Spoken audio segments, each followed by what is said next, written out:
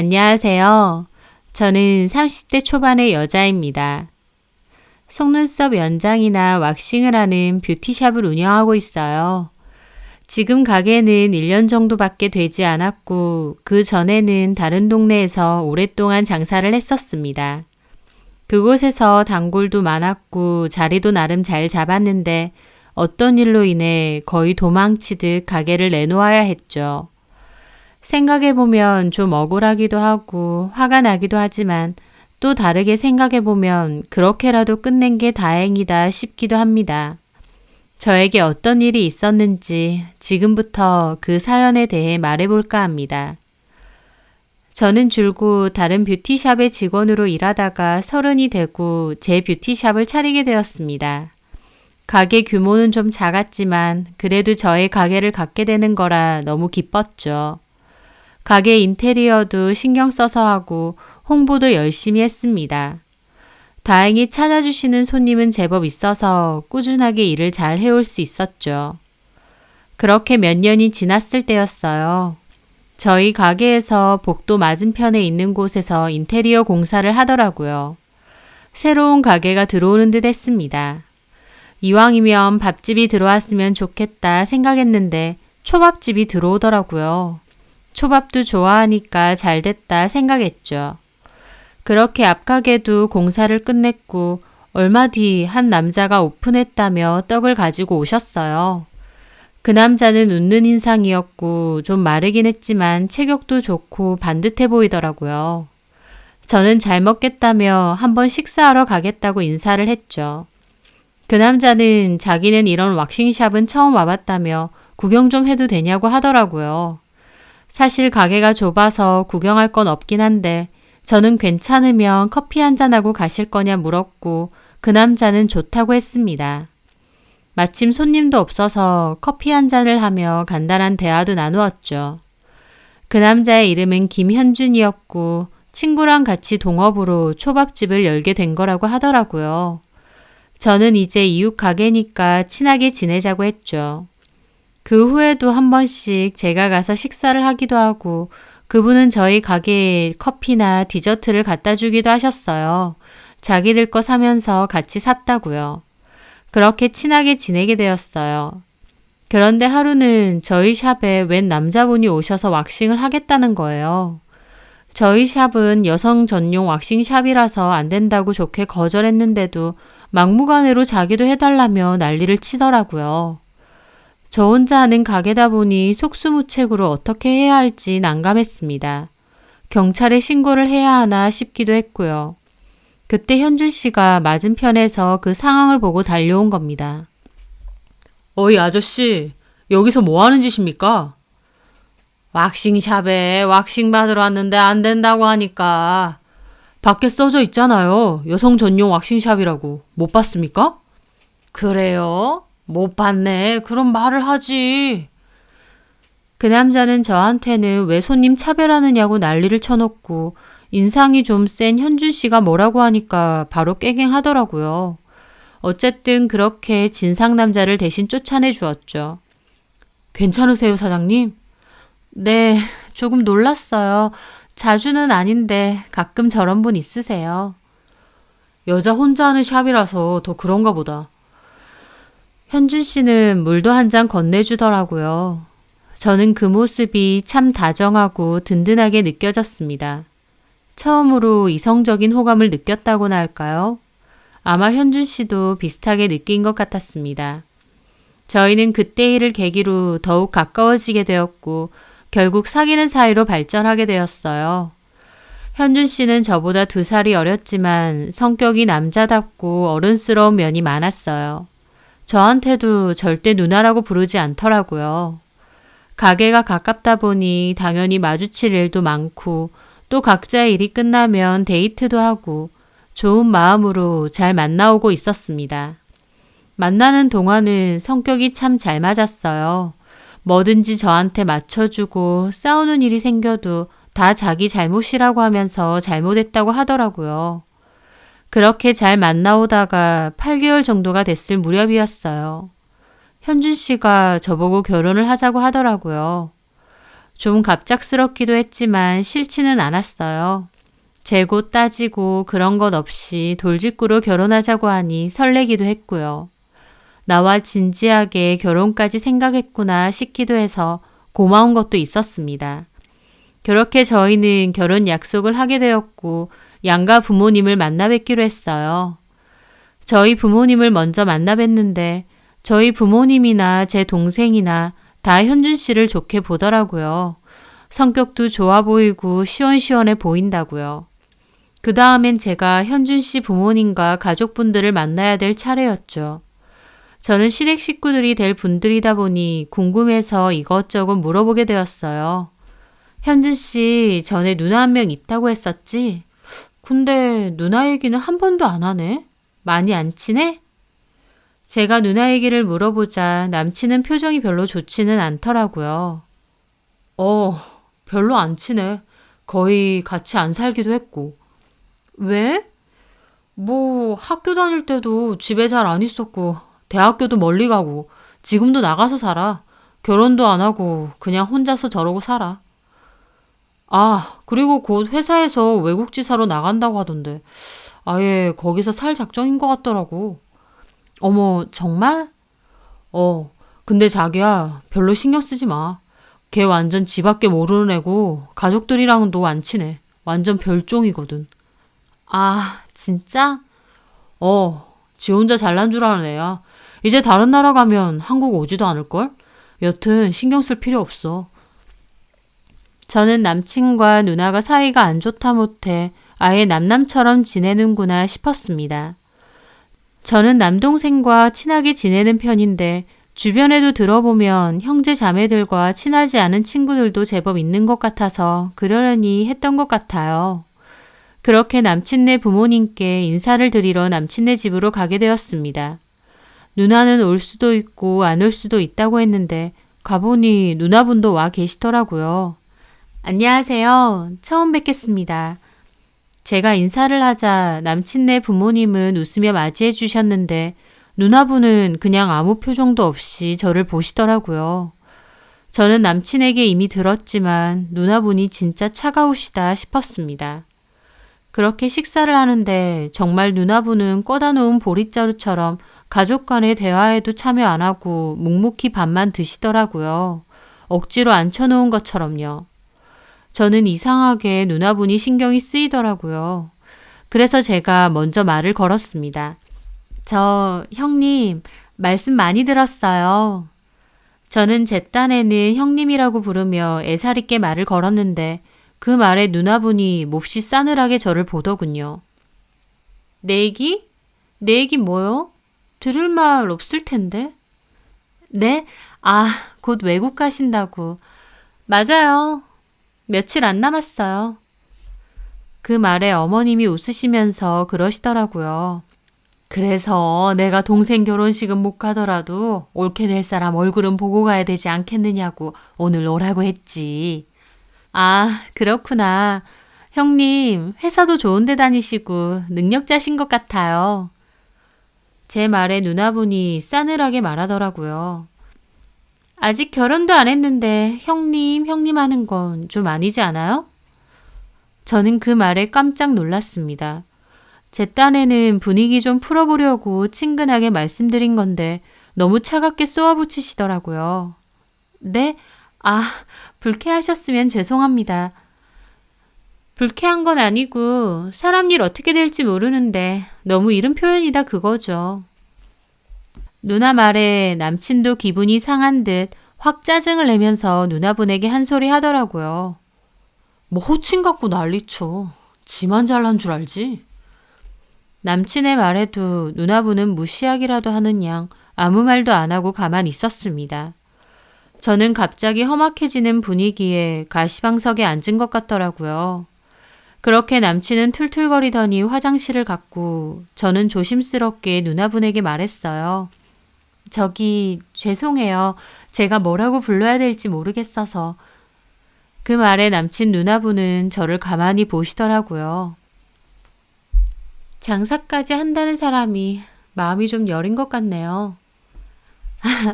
그렇지도 않아요. 누나분은 남친이 간 화장실을 힐끗 보더니 그러더라고요. 결혼 잘하는 것 같아요? 네? 아, 네. 현준 씨 좋은 사람 같고 어머님, 아버님도 다 좋으신 분들 같아요. 근데 아무리 그래도 사람은 최소한 1년은 겪어봐야 되지 않나요? 결혼은 좀 이른 것 같은데. 그 말에 저는 또 속으로 좀 놀랐습니다. 강하게 말하지는 않았지만 누나분이 저와 남친의 결혼을 달가워하지 않는다는 게 느껴졌거든요. 동생 아내 될 사람으로 내가 마음에 안 드는 건가? 라는 생각을 했던 것 같아요. 저는 당황해서 아무 대답도 못했고 남친이 화장실에서 나오면서 대화는 끊겼습니다. 그 누나도 더 이상은 아무 말 하지 않았고요. 그날 식사 도중에 남친이 술을 좀 먹는 바람에 집에 데려다 주기가 힘들겠다고 해서 저는 저 혼자 돌아가겠다고 했어요. 그렇게 남친네 부모님께 인사를 드렸고 집으로 돌아오게 되었죠. 저희 부모님은 이것저것 물어보시는데 저도 기분이 마냥 좋지는 않았습니다. 당연히 예비 시부모님 때문이 아니라 그 누나분 때문에요. 내가 많이 마음에 안 드는 건가? 라는 생각을 하고 있었죠. 신우될 사람인데 저를 탐탁치 않아 하는 게 느껴지니까 신경이 쓰였어요. 하지만 또 어떻게 보면 상관없기도 했습니다. 어차피 며칠 뒤면 외국으로 가서 거의 안 보고 살 사람이었으니까요. 남친 누나분이 저를 마음에 안 들어 하신다 할지언정 저희의 결혼에는 아무 문제가 없을 거라서 상관없다고 생각했습니다. 그렇게 며칠이 지났을 때였어요. 저는 손님 한 분을 보내고 차를 마시며 잠깐 쉬고 있을 때였어요.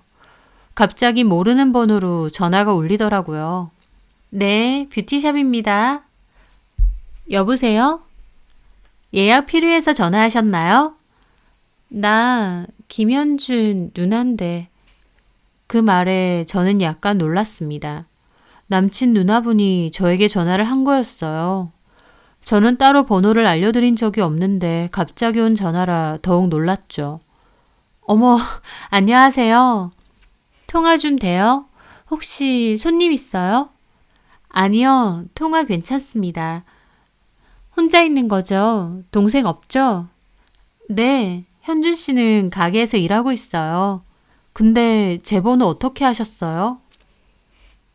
김현준 가게 옆에 있는 왁싱샵이라면서요. 인터넷으로 로드뷰 찾아보니까 바로 가게 나오던데요. 번호하고. 아, 네. 저는 좀 의아하더라고요. 저한테 무슨 말을 하려고 그렇게까지 제 번호를 알아내서 몰래 전화를 한 건가 싶고요. 혹시 저 마음에 안 들어서 자기 동생이랑 결혼하지 말아라 그런 얘기를 하려고 하시나? 라는 생각까지 했죠. 그런데 무슨 일로... 누나는 깊은 한숨 먼저 쉬더라고요. 그리고는 나 오늘 저녁에 공항 가요. 알죠? 나 외국 간다는 거. 네, 오늘 가시는 거군요. 네, 네. 다시 안 올 생각하고 가는 거예요. 그래서 어쩌면 마지막으로 용기 낸 걸 수도 있고요. 무슨 용기요? 나 솔직히 남의 일에 관심 없어요. 특히나 선영 씨. 이름 선영 씨 맞죠? 네. 선영 씨는 나랑 그때 잠깐 본 게 단데 나랑 뭔 사이라고 내가 굳이 이런 얘기까지 할까 싶긴 해요. 근데 어차피 나는 떠날 사람이니까. 저는 도대체 뭔 소리를 하려고 이렇게 장황하게 말할까 더욱 궁금해지더라고요. 무슨 말씀을 하시려는 건지. 김현준, 그러니까 내 동생하고 결혼하실 거죠? 네. 뭐 결혼은 알아서 하는 건데 그래도 최소한 알 건 알고 해야 되는 게 맞는 것 같아요. 내가 얘기했는데도 불구하고 결혼한다면 그것도 선영 씨의 몫인 거고. 뭘 말이세요? 김현준한테 들었는지 모르겠는데 나 거의 집에 안 살았었어요. 학교 다닐 땐 독서실에서 살다시피 했고 대학교도 기숙사 있는 곳으로 갔고 졸업하자마자 독립해서 나와 살았고요. 네, 들었어요. 내가 왜 그렇게까지 했는지도 들었어요? 아니요. 김현준 때문에요. 김현준 무서워서요. 네? 누나 입에선 엉뚱한 소리가 나왔습니다. 동생이 무서워서 집에서 나와서 줄곧 살았다뇨. 현준 씨가 무서워서요? 네, 걔 정말 무서워요. 내 머리에 보면 꼬맨 자국이 하나 있거든요. 그거 김현준이 만들었어요. 네? 저는 이게 뭔 소린가 했습니다. 누나 머리에 다친 상처가 현준 씨가 만든 거라니요. 걔가 집에 있는 장식품으로 내 머리 때렸거든요. 그때 찢어지면서 꼬맨 상처예요. 내가 걔보다 3살이 많은데 나 걔한테 많이 맞았어요. 중학교 올라가고부터 키 크고 덩치 커지더니 완전 지 승질대로 하고 기분 나쁘면 집안 살림 집어 던지고 학교에선 애들 때리고 다니고 진짜 못 봐주겠더라고요. 누나로서 작작 좀 하라고 한마디 하니까 바로 저 때리대요. 동생한테 그렇게 맞고 나니까 나도 멘탈 털려서 그 후에는 완전 무시하고 남남처럼 지냈는데 한 번은 자기 혼자 꼭지 돌았는지 자기 무시하냐고 집에 있던 장식품으로 제 머리를 내려친 거예요. 저 그때 병원 실려갔고요. 동생이고 뭐고 소년원이라도 보내고 싶은 심정이었는데 우리 부모님 저만 말리더라고요. 그때 느꼈어요. 아, 우리 부모님한테 자식은 김현준밖에 없나 보다라고요. 그때부터 나는 집에 잘 안 있고 악착같이 공부해서 나가 살았던 거예요. 나와 살면서도 간간히 엄마한테 들었는데 그 성질 어디 가나요? 학교에서 친구 때린 적도 있고 가만히 있는 어린애를 때려서 난리 난 적도 있었어요. 그 후에 좀 잠잠하라 했는데 대학교 때는 같이 술 먹던 여자친구를 뼈가 부러질 때까지 때려서 경찰서에 갔다고 하더라고요. 그 자식 자기 수 틀리면 폭력적인 성향이 나오는데 웃기게도 그게 자기보다 약한 상대한테만 나와요. 지금은 선영 씨한테 잘하죠? 그건 본인이 결혼하고 싶고 선영 씨 놓치기 싫어서 그러는 걸 거예요. 근데 결혼하고 나서도 그 성질머리가 안 나올지 모르겠네요. 그렇게 누나분의 말이 끝났고 저는 너무 충격을 받았습니다. 남자친구가 마냥 순한 편은 아니라는 건 알았어도 저한테만큼은 늘 잘했거든요. 싸울 일이 있어도 늘 먼저 잘못했다고 하고요. 그런데 그런 남친이 자기 누나 머리가 찢어질 때까지 때리고 과거에도 친구며 여자친구며 경찰서까지 갈 정도로 때린 전적이 있다니요. 도저히 믿을 수가 없었습니다. 제가 아무 말도 못하고 있자 그 누나도 그러더군요. 안 믿기죠? 선영 씨한테 그런 모습 한 번도 안 보여줬을 거예요. 당연하겠죠. 그런 모습 보고 누가 결혼까지 생각하겠어요. 저는 혼란스러운 기분으로 말했죠. 근데 이걸 저한테 말씀해 주시는 이유가 뭔가요? 솔직히 나 거의 동생이랑 연 끊고 지내는 거고 동생이라고 생각도 안 해요. 그래서 동생이 누구랑 결혼하든지 내 할 바 아니고. 근데 며칠 전에 선영 씨 보니까 싹싹하고 착한 친구 같아 보이는데 좀 안쓰럽기도 한 거예요. 솔직히 나는 걔 가장 옆에서 봐왔으니까 결혼하고 나서 와이프한테든 자기 가족한테든 어떻게 할지 안 봐도 뻔할 뻔짜잖아요. 모른 척 할 수도 있겠지만 그래도 최소한 걔가 어떤 앤지는 알고 결혼 선택했으면 해서 떠나는 길에 말해주는 거예요. 나 외국 가는 거 아니면 말 못해줄 수도 있었어요. 이런 얘기 한 거 알면 저 가만 안 두려고 할걸요? 참고로 그날 선영씨 우리 집 왔다 간 날요. 김현준 술 먹었다고 선영씨 못 데려준다고 한 날, 그날 선영씨 가고 나서 나한테 리모컨 집어던졌어요. 왜 분위기를 먹같이 만드냐고, 이러려고 왔냐고요. 저희 부모님 걔 말리지도 않아요. 말린다고 말려질 애도 아니지만요. 저 그 길로 집 뛰쳐나왔고요. 가족이라면 진짜 지긋지긋한 사람이 납니다. 왜 얘기하는지 이제 대답이 됐나요? 이제 와서 보면 용기 내서 이런 얘기를 다 솔직하게 해준 누나분이 정말 고맙습니다. 하지만 그때 당시엔 저도 남친을 너무 좋아했고 결혼까지 준비하고 있던 때였기 때문에 너무 당혹스럽기만 하고 뭘 어떻게 해야 할지 모르겠더라고요. 왜 갑자기 이런 폭탄을 주는 건지 혼란스럽기만 하고요. 누나분은 잘 생각하라며 그렇게 전화를 끊었어요. 저는 한참이나 멍하게 생각하다가 그 다음 예약 손님이 와서 다시 일을 했죠. 하지만 머릿속은 온통 그 생각뿐이었어요. 착하고 다정하고 듬직한 내 남친이 그렇게 폭력적인 인간이란 걸 받아들이기가 힘들었거든요. 손님을 보내고 폰을 보니 그 누나분이 보낸 사진과 영상이 있었습니다. 누나분이 말했던 머리를 꼬맨 사진도 있었고 집이 엉망진창 돼 있는 사진도 있었어요. 이건 예전에 찍어둔 사진들이에요. 그리고 며칠 전 선영 씨 가구 나한테 난리쳤던 거 그 음성도 내가 찍었어요. 그렇게 누나분은 마지막으로 녹음 파일까지 보내셨더라고요. 저는 떨리는 기분으로 그걸 틀었는데 정말 충격적이었습니다. 아, 엄마, 쟤는 왜 불러? 누나인데 그럼 안 부르니? 이제 외국 가면 너 결혼식에도 못 온. 누나 같은 소리 하네. 야, 너 일부러 그랬지? 일부러 분위기 먹같이 만들었지? 이게 콱 그냥. 아, 그만 좀 해라. 아, 뭘 그만해. 콱 그냥. 너 선영이한테 허튼 소리 한 거 아니지? 무슨 허튼 소리. 내가 너 때렸다느니 개소리 한 거 아니냐고. 네가 나 안 때렸냐? 그리고 지금 이런 행동은 뭔데? 그러게 네가 왜 분위기를 먹같이 만드냐고. 너 때문에 나 결혼 못하면 책임질 거야? 네가 미친놈이라서 결혼 못하는 게 왜 내 책임인데? 이게 진짜 미쳤나? 하면서 뭔가 집어던지는 소리가 들렸고 어머님이 말리는 소리가 들리더라고요. 그리고 우당탕 하더니 녹음이 끊겼습니다. 아마 누나분은 그 길로 바로 도망을 나온 것 같아요. 그 목소리는 분명 제 남친 목소리가 맞았어요. 근데 제 남친인데 남친이 아닌 것 같았어요. 욕과 악을 써대고 얼마나 위협적인지 듣고 있는 것만으로도 너무 무섭더라고요. 저는 다시 한번 들어봤습니다.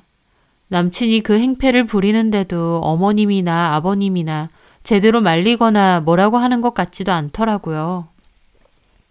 이 녹음이 옛날 일도 아니고 제가 인사를 갔었던 바로 며칠 전에 녹음되었던 거라니 충격 그 자체였습니다. 생각할수록 정말 뭐 이런 집이 다 있나 싶고 이런 폭력성을 다 숨긴 채 저한테는 한없이 다정하게 굴었던 남친도 정말 소름 끼치고 그런데 그 순간 뭐해? 저는 그 소리에 하마터면 폰을 떨어뜨릴 뻔했습니다. 남친이 손에 커피를 들고 제 앞에 서 있는 거예요. 남친을 보는데 등골에 한기가 쫙 서더라고요. 언제 왔어? 좀 전에. 뭐 들어? 아니야, 아무것도. 저는 황급히 녹음을 껐는데 남친이 살짝 들은 것 같기도 했습니다. 표정이 안 좋더라고요. 뭔데? 나도 알면 안 돼? 아무것도 아니라니까. 장사는 어쩌고 왔어. 잠깐 쉬는 시간인데 뭐. 커피 마셔. 자기가 좋아하는 라떼 사왔어. 고마워. 근데 얼굴이 왜 그래? 어디 안 좋아? 왜 이렇게 하얗게 질려있어? 질려있긴 뭘. 화장이 좀 떴나 보네. 저는 도저히 남친 얼굴을 못 쳐다보겠더라고요. 바로 전날만 해도 그렇게 사랑스럽고 멋져 보이던 얼굴이었는데 그 녹음 파일을 듣고 나니 같이 있는 것만으로도 무섭고 긴장되더라고요. 남친은 어리둥절해하며 자기 가게로 갔고 저는 그 길로 가게 문을 닫고 집으로 왔습니다. 집으로 가는 길에 남친이 왜 가게 문 닫았냐, 어디 아프냐 연락이 왔지만 전부 씹고 집에서 생각에 잠겼습니다. 그 누나분의 경고처럼 헤어지는 게 맞다라는 생각이 들었습니다. 제가 모르면 몰랐지 이렇게 알게 된 이상 결코 무시하고 결혼을 강행할 순 없겠더라고요. 지금이야 저에게 잘하고 다정하게 굴지만 결혼하고 나서 본색이 드러나는 건 시간 문제 같았거든요. 폭력적인 성향의 남친도 문제였지만 그런 남친을 방관하는 남친네 부모님의 행동도 도저히 이해가 안 갔어요. 저는 예약된 손님분들께는 양해를 구하고 가게 문을 며칠 닫았습니다. 남친은 전화 오고 연락 오고 난리가 났는데 저는 몸이 안 좋다고 당분간 좀 쉬겠다는 핑계만 댔어요. 저는 이 사실을 가족들에게 다 알렸고 가족들도 기막혀하며 당장 헤어지라고 하더라고요. 저도 헤어지고 싶긴 한데 누나분이 말해준 그런 폭력적인 성향을 떠올리면 제가 헤어지자고 했을 때 남친이 어떻게 돌변할지도 무섭더라고요. 제 남동생은 일단은 남친에게 헤어지자고 얘기하라며 그리고 당분간 자기가 같이 다녀준다고 하더라고요. 그때 대학교 휴학 중이었거든요. 일단 헤어지기로 결정했으니 말해주는 게 예의인 것 같았어요. 그렇게 저는 전화로 남친에게 헤어짐을 고했습니다.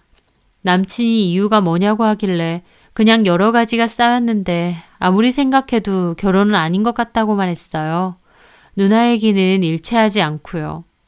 그런데 의외로 남친이 바로 알겠다고 잘 살라고 하더라고요.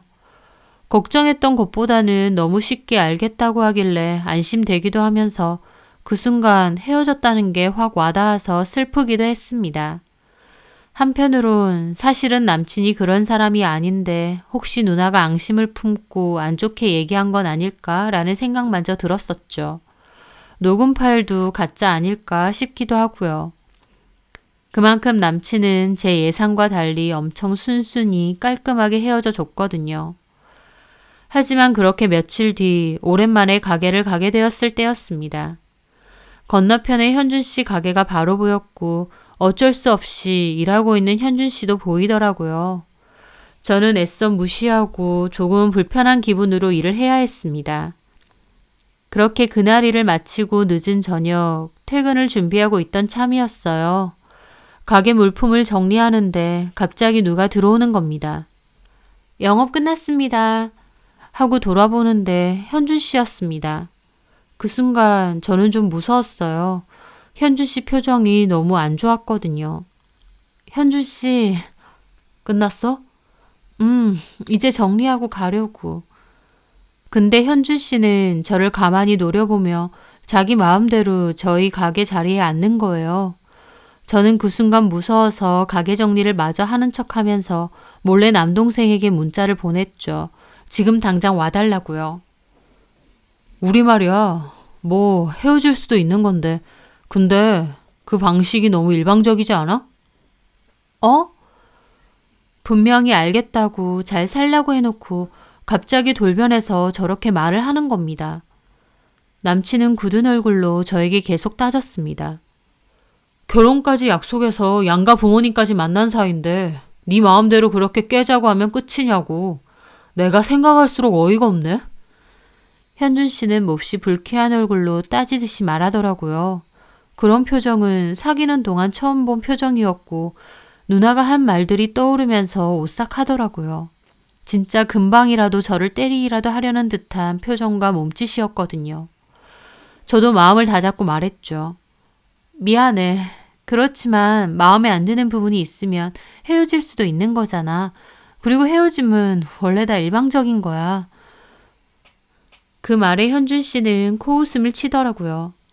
너 무슨 드라마 찍냐? 헤어짐은 다 일방적인 거라고? 그러면 네가 헤어져 달라고 하면 나는 예 알겠습니다 하고 바로 물러져야 된다는 거야? 그럼 뭘 어쩌자는 거야? 생각해보니까 기분 나빠서 나는 못 헤어지겠는데? 너 나가지고 노냐? 어?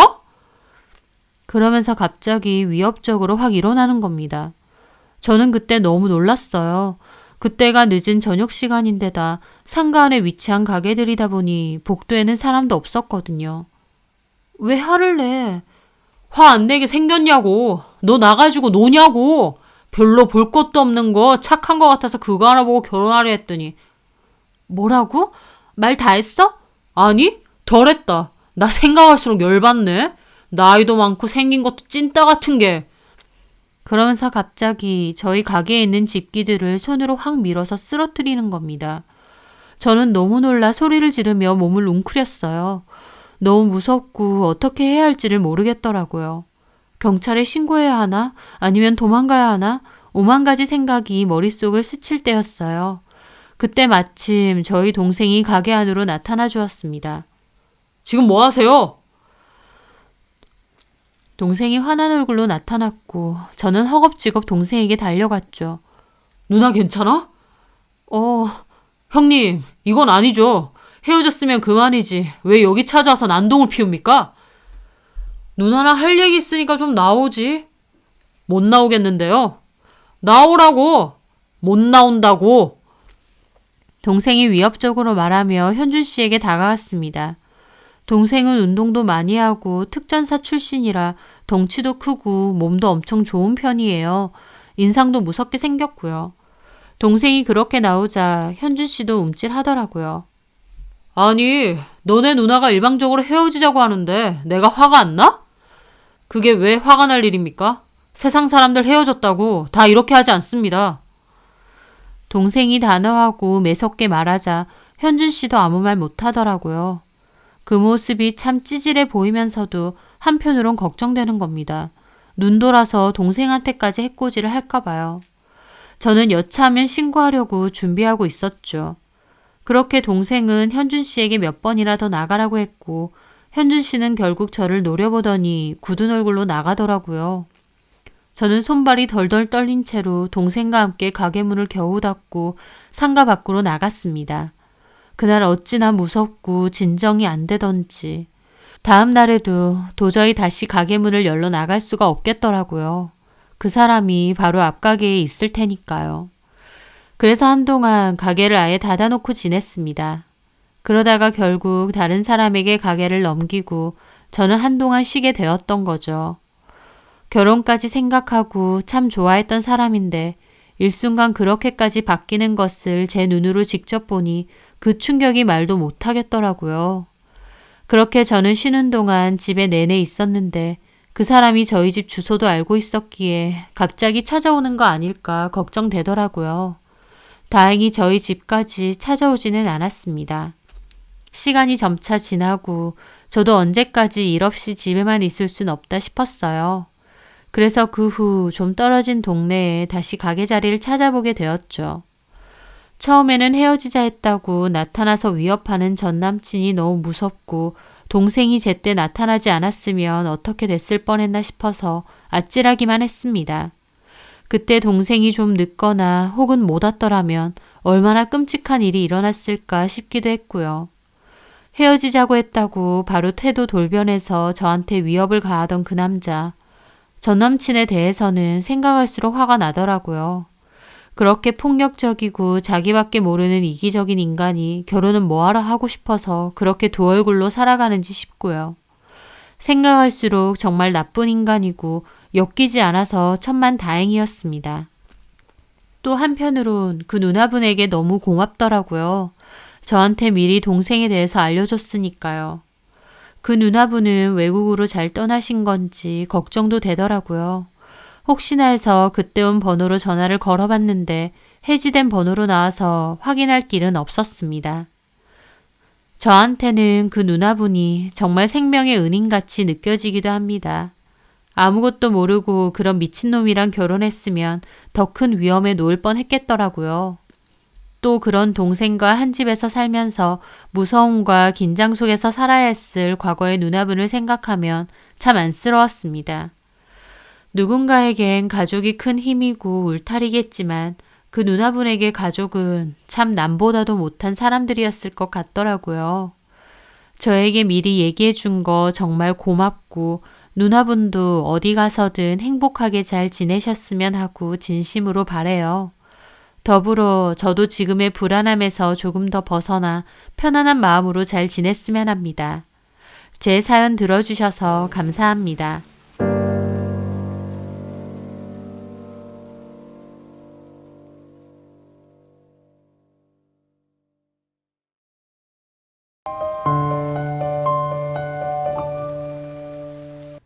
안녕하세요. 저는 합리적인 줄 알았지만 사실은 완전 쪼잔뱅이의 이기적인 남편놈에게 질릴 대로 질려서 끝을 낸 30대 여자입니다. 저는 사촌동생의 소개로 그 남자를 만나게 되었어요. 사촌동생이 누나랑 정말 잘 맞을 것 같고 성향이 비슷한 남자가 있다고 했거든요. 만나보니 사촌동생이 왜 그 남자랑 저랑 잘 맞을 것 같다고 했는지 알겠더군요. 성향이나 돈에 관한 가치관이 매우 비슷했거든요. 저도 돈에 관해선 좀 악착 같은 면이 있었고 더 잘 살고 싶은 욕심도 많았는데 그 남자도 딱 그렇더라고요. 저는 고등학교 졸업하자마자 고졸 채용으로 한 제조회사의 공장에서 일을 시작해서 10년간 일을 했습니다. 돈도 웬만치 벌면서 적금도 열심히 하고 그 사이에 청약도 돼서 제 앞으로 집도 한 채 갖고 있어요. 대출이 좀 끼어 있긴 해도요. 그 집은 전세를 줬었습니다. 그 남자 역시 2년제 공과대학 졸업 후 바로 취업을 해서 중견기업을 다니더라고요. 대기업만큼은 아니더라도 벌이가 나쁘지 않았음에도 14년 된 차를 몰고 다니고 옷도 전부 5, 6년 전에 산 옷들이라고 했습니다. 핸드폰도 엄청 오래된 기종이고요. 그런 식으로 열심히 돈을 모았다고 하는데 그렇게 모은 돈으로 저처럼 청약을 하거나 집을 사지는 않았고 다 통장에 넣어두었다고 했습니다. 저는 원래 버는 것에 비해 씀씀이가 큰 사람들을 이해도 못하겠고 별로 좋아하지 않아요. 남자든 여자든요. 알뜰하고 소박하게 사는 게 좋고 겉으로 보여지는 것에 치중하기보다 내실이 있는 곳에 투자를 하거나 돈을 모으는 것이 현명하다고 믿는 사람입니다. 그런데 요즘은 SNS의 발달 때문인지 남녀 할 것 없이 버는 것보다 쓰는 것, 또 보여지는 것에 목숨 거는 사람들이 많잖아요. 저는 허세와 허영이 있는 사람을 별로 안 좋아하는데 그 남자는 허세 없고 성실하고 검소해 보이더라고요. 그래서 그런 모습이 저에게 더 좋게 다가왔습니다. 그 남자 역시 제가 명품 가방 하나 없이 수수하게 소개팅해 온 모습을 보고 자기가 찾던 아내감이라는 것을 직감했대요. 어떻게 보면 사촌동생이 결이 잘 맞는 것 같은 저희 둘을 매칭시켜준 거죠. 서로가 많이 닮아 있어서 더 잘 맞는 한 쌍이라고 생각했던 것 같아요. 그런데 막상 만나보니 그 남자는 저보다 더 지독한 면이 많더라고요. 연애할 때 저희는 데이트 통장을 만들어서 거기다가 일정 금액을 넣고 결제를 했는데요. 애초에 그 카드도 남친 명의의 카드로 하고 나중에 공제 혜택도 본인이 다 받더라고요. 사실 그런 건 저도 크게 관여하지는 않았는데 가만 보면 제가 여자친구임에도 저에게 돈 쓰는 것에 한해서는 악착같이 반반으로 나누려고 하는 거예요. 사실 돈을 얼마 쓰고 안 쓰고가 문제가 아니라 이 사람은 내가 여자친구인데 나한테 돈 쓰는 게 아깝나? 라는 생각이 자꾸 드는 게 서운한 포인트였죠. 가령 제가 남친에게 선물을 하나 하고 싶은데 98,000원짜리를 만약에 샀잖아요. 그러면 남친은 다음 제 생일 때 정확히 98,000원짜리를 똑같이 사줍니다. 9만원짜리도 아니고 10만원짜리도 아니고 정확히 98,000원짜리를 사줘요. 금액이 안 맞으면 두 개를 나눠서 그 금액을 맞춰서 산다든가 하는 식으로요. 게다가 공동통장에 돈이 모자라서 개인 돈을 쓰게 되면 그것도 꼭 저한테 반반 계산해서 요구를 합니다. 그런 것들이 초반에는 합리적으로 보였을지 모르지만 나중에는 상당히 빈정이 상하더라고요. 이 사람이 나에 대한 마음은 딱 이 정도구나 싶고요. 그래서 저는 사귀다가 이건 아니다 싶어서 헤어짐을 고했습니다. 그런데 그 남자가 저를 찾아와 매달리며 통장을 하나 보여주더라고요. 거기에는 그 남자가 여태까지 일하면서 모은 돈이 차곡차곡 들어가 있었죠. 그 남자가 저한테 그러더군요. 결혼하면 이 통장을 통째로 저한테 준다고요. 저는 그 말에 좀 당황했죠. 이걸 나한테 왜 줘? 그만큼 내가 자기한테 진심이라는 거지. 내가 좀 확실한 성격이라 뭐든지 반반하고 나누긴 하지만 결국 그렇게 모은 돈 이 통장에 차곡차곡 모았고 이거 자기한테 줄 거야. 이제 내 마음을 좀 알겠어? 그러는데 좀 황당하면서도 한편으론 묘하기도 했습니다. 그 남자가 목숨보다 아끼는 그 돈들을 결혼하면 저한테 줄 생각이라고 하니까요. 게다가 그 남자는 자기가 왜 그렇게 돈돈거리는지 자기 가정사도 얘기해 주더군요. 실은 돌아가신 우리 아버지 돈을 펑펑 잘 쓰고 다녀서 우리 엄마가 고생 많이 하셨거든. 게다가 생전에 주식하신다고 큰 돈을 많이 날려서 집 팔고 전세로 옮기기도 했고 말이야. 그런 일들을 겪으면서 나도 돈에 대한 소중함을 알게 되고 돈 쓰는 것을 좀 겁내하게 된 것 같아. 집에 그런 사정도 있고 하니 예슬이 네가 그런 내 모습을 좀 이해해줬으면 좋겠어. 라고 하더라고요. 집안에 그런 일이 있는 줄도 몰랐을 뿐더러 힘들게 모은 그 돈을 저에게 덜컥 주겠다고 하는 걸 보고 아, 이 남자가 나한테 꽤 진심이구나 싶었습니다. 그러면서 그 남자를 이해하는 마음이 커지고 섭섭한 마음도 많이 사라졌죠. 그렇게 저희는 화해하고 다시 만났고 연애 끝에 결혼도 하게 되었는데요. 사실 결혼을 할 때도 우여곡절은 많았습니다. 물론 돈에 관해서요. 이런저런 일들도 많았지만 그럼에도 저는 그 남자를 이해했고 또 이런 남자가 결혼하면 남편감으론 진국이라고 여러 번 생각했습니다. 쓸데없는데 돈 펑펑 안 쓰고 야무지게 잘 모으고 결혼 상대자라면 이런 사람이 오히려 괜찮을지 모르니까요. 결혼 준비할 때 시댁에 갔는데 어머님은 저더러 결혼 잘하는 거라고 제가 부럽다고까지 하시더라고요. 우리 아들이라서가 아니라 총민이가 얼마나 알뜰하고 야무지니.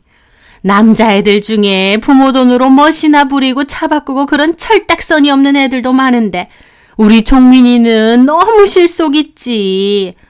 종민이한테 들었는지 모르겠지만 종민이 아빠가 예전에 돈으로 내 속을 얼마나 긁었는지 모른다. 그런 거 생각하면 우리 종민이는 돈으로 사고 칠해도 아니고 너 정말 결혼 잘하는 거야. 나도 종민이 같은 남편 있었으면 평생 돈 걱정 안 하고 마음 편하게 살았을 거다. 라고 하셨습니다. 모든 부모님 눈에 다 그렇겠지만 어머님도 유난히 우리 아들 최고다. 우리 아들만한 남자 없다라는 생각이 강하셨어요. 어쨌든 저는 그렇게 결혼을 했습니다. 그런데 신혼집을 구할 때 남편은 반반으로 해서 집을 구하자고 하더군요. 제 소유의 집이 있긴 하지만 그 집에는 이미 전세로 사시는 분이 있기도 했고 남편도 딱히 그 집으로 가고 싶어 하지는 않더라고요. 그래서 남편 말 맞다나 반반으로 보태서 집을 구하기로 했는데 웃긴 게 돈은 반반에서 구하는 건데도 명의는 자기 단독 명의로 하려고 하더라고요. 저한테 제대로 말도 없이요. 그래서 제가 돈을 반반하는데 왜 단독 명의로 하느냐고 따졌습니다. 그제야 남편은 제가 이런 거에 별로 관심이 없을 것 같아서 자기가 알아서 하려고 그랬다느니 횡설수설 하더라고요. 그러면서 나는 자기 성가시게 안 하려고 그런 거지. 공동명의로 하면 서류 뗄 것도 정말 많고 나중에 뭐 처리할 때도 엄청 번거롭다고 하니까 내가 뭐 다른 뜻 있어서 단독으로 하려고 했겠어? 어쨌든 공동명의로 해야지. 알았어. 하여튼 돈에 관한 건 엄청 지독스럽네. 하면서 장난 반 진담 반으로 웃으며 그러는 겁니다. 제 돈이 반 들어갔는데 제 명의도 같이 하자는 게 왜 지독스러운 건가요? 오히려 남편이 저한테 돈은 받아놓고 어물쩡 자기 혼자 단독 명의로 진행하려고 한 게 너무 황당하더라고요. 사실 지금 생각해보면 그때 눈치챘어야 했습니다. 돈 반반으로 데이트 통장 만들어서 카드 쓰는데 카드는 지 걸로 해서 나중에 공제 혜택 받으려는 거나 집 반반에서 사는데도 은근슬쩍 단독 명의로 하려고 하는 거나 남편은 합리적인 성격이 아니라 이기적이고 지밖에 모르고 절대 손해 안 보려고 아둥바둥하는 성격이라는 것을요. 그 손해를 아내인 저한테까지 절대 안 보려고 한 게 문제죠.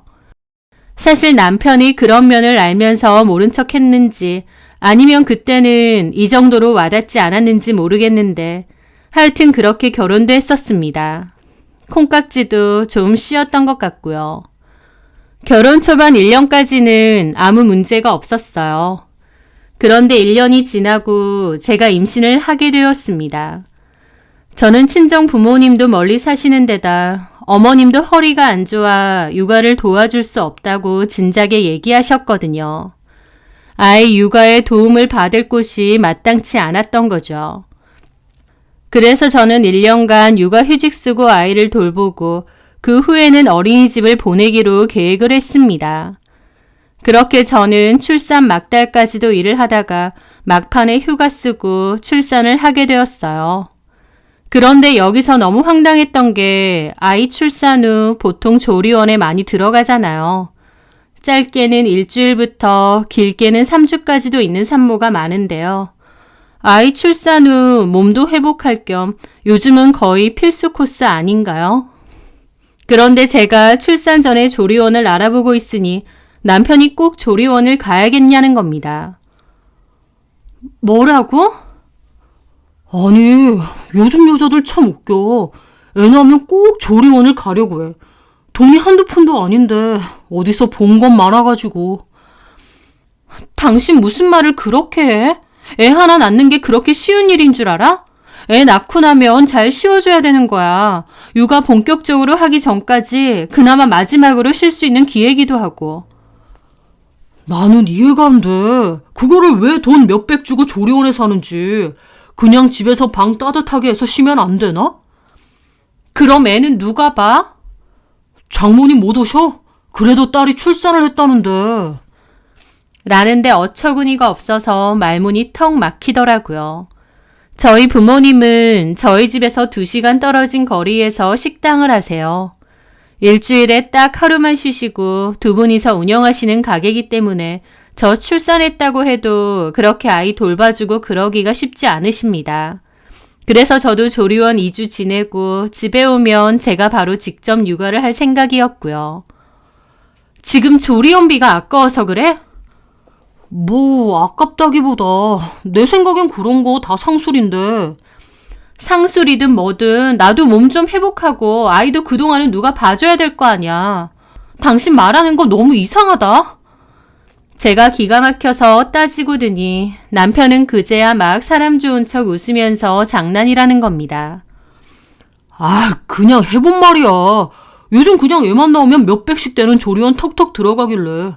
자기는 합리적이고 알뜰하니까 조리원 안 들어간다고 먼저 할 줄 알았지. 내 몸 돌보려면 당연히 들어가야지. 그게 합리적이고 알뜰한 거랑 뭔 상관이야? 나는 필요할 때는 돈 써야 된다는 주의야. 아, 알았어. 왜 이렇게 흥분하고 난리야. 나는 그냥 가볍게 한 말 가지고. 조리원 알아봐.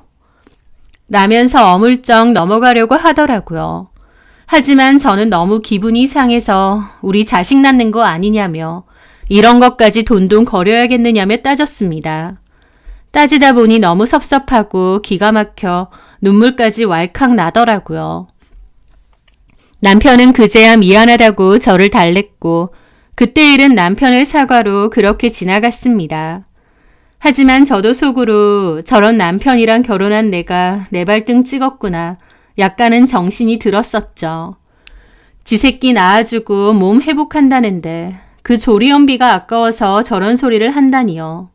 정이 많이 떨어지더라고요. 하지만 어쨌든 그렇게 저는 출산을 했고 조리원도 2주간 갔다 왔습니다. 그렇게 저는 출산 휴가 후 육아휴직을 쓰고 아이를 돌봤는데요. 저 같은 경우는 육아휴직 비용이 기본급의 85% 정도가 나왔습니다. 저희 회사가 상여금 같은 건 좀 많아도 기본급 자체는 좀 적은 편인데 거기서 85% 비율이다 보니 원래 받던 월급보다는 한참이나 적은 금액이었죠. 남편과 저는 원래 각자 버는 돈에서 반반 생활비를 대고 있었는데요. 제가 육아휴직 기간 동안은 월급이 적으니 생활비를 좀 적게 낸다고 했습니다. 그런데 말은 그러라고 하면서도 엄청 언짢은 티를 내는 겁니다. 그 모습에 저는 또 눈이 돌았죠. 그래서 남편에게 나는 그냥 회사 다닐 테니 당신이 육아휴직 쓰고 애 보라고 했습니다. 그랬더니 남편은 자기는 나중에 승진도 해야 되는데 육아휴직 쓰면 눈치 보인다고. 애는 엄마가 봐야 되니 저보고 쓰라는 거예요. 그런데 왜 생활비 적게 내는 걸로 눈치를 주냐고 하니까 자기는 그런 적이 없답니다. 제가 괜히 혼자 찔려서 그러는 거래요.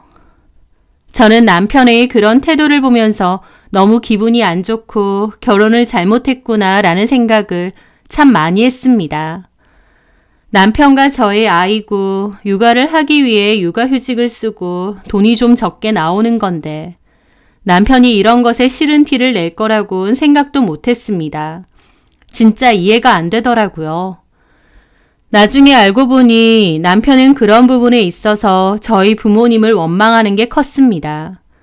보통은 처가 부모님이 아이를 많이 돌봐주시고 저도 똑같이 회사를 다녀서 돈을 벌어야 하는데 저희 부모님은 도와주시는 게 없다 이거죠. 이상한 논리를 가지고 저와 저희 부모님에게 섭섭한 마음을 가지고 있더라고요. 그맘때 저도 남편에게 정말 실망도 많이 하고 저런 인간이랑 결혼을 했구나 후회했지만 어쩌겠나요. 이미 결혼도 했고 아이도 낳았는데요. 저는 섭섭한 마음은 접어두고 아이를 열심히 돌보고 케어했습니다. 그런데 저희 아이가 또래보다 좀 느린 편이더라고요. 기는 것도 느리고 서는 것도 느리고 돌이 가까워져 가는데 엄마 소리 같은 것도 전혀 없고요.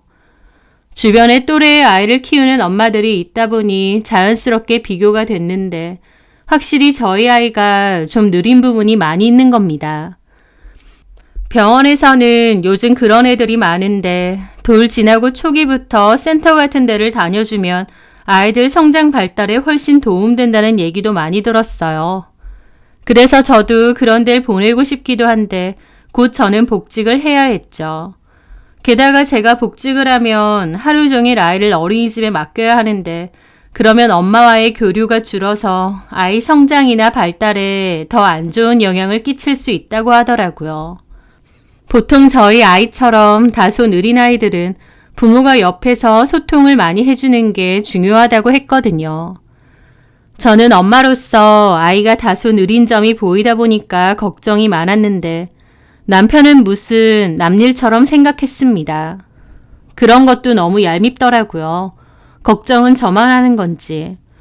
하여튼 제가 복직을 해야 되는 날이 다가와서 저는 일단 회사로 복직을 했고 아이는 어린이집에 맡겼는데요. 그렇게 6, 7개월 정도가 지났는데 다른 또래 아이들이 걸음마 잘하고 그럴 때인데도 저희 아이는 기는 것만 하고 말도 안 하고 여전히 성장이 더디더라고요. 게다가 어린이집에서도 아이가 좀 느린 편이 맞다고 했습니다. 센터에 한번 가서 상담을 받아보는 게 좋다고도 했고요. 센터에 갔더니 아이가 좀 많이 느린 편이긴 하니 센터에서 치료를 받으면서 자극을 자꾸 주는 게 좋다고 하더라고요. 저에게는 아이가 중요했기 때문에 저는 남편에게 이런 얘기를 했고 회사를 그만둘 생각도 좀 있었습니다. 그런데 남편은 제가 당장 회사를 그만둔다는 것에만 질겁해서 저보고 왜 오버를 하느냐느니 가만 냅두면 애는 알아서 큰다느니 제가 극성이라느니 막 저한테 뭐라고 하더라고요. 그렇게 이래저래 다툼이 많았고 나중에는 어머님도 그 얘기를 남편에게 전해 들었는지 전화를 하셔서는 저한테 극성 부리지 말라고 요즘 애엄마들은 이게 문제라면서 뭐라고 했습니다. 센터에서 전문가가 아이 발달이 느리니 치료를 시작하는 게 좋다고 하는데도 남편이랑 어머님이 난리를 치며 저를 극성으로 몰아가는 겁니다. 그게 너무 화가 나고 섭섭하고 속상하고 그렇더라고요. 그렇게 어쩔 수 없이 시간이 좀 더 지났는데 아이가 두 돌이 다 되어가는데도 현저히 발달이 느린 것을 보니까 그제야 어머님이나 남편도 아차 싶은 것 같았습니다. 결국 저는 회사를 그만두고 아이를 좀 적극적으로 케어를 한다고 선언했습니다.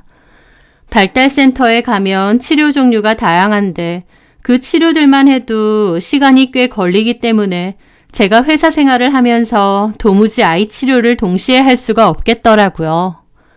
조금이라도 빨리 치료를 받아야 나중에 경과가 좋다는데 제가 벌어오는 월급이 아까워서 어영부영 하는 게 이해가 안 되더라고요. 남편은 제가 회사 그만둔다는 것에만 자꾸 한숨 쉬고 그러길래 제가 그랬습니다. 당신 통장에 돈 있지 않느냐? 결혼 전에 그거 나 준다고 하지 않았냐고요. 남편은 집 살 때도 반반 했기 때문에 그 통장 안에 있는 돈을 다 쓰지 않았거든요.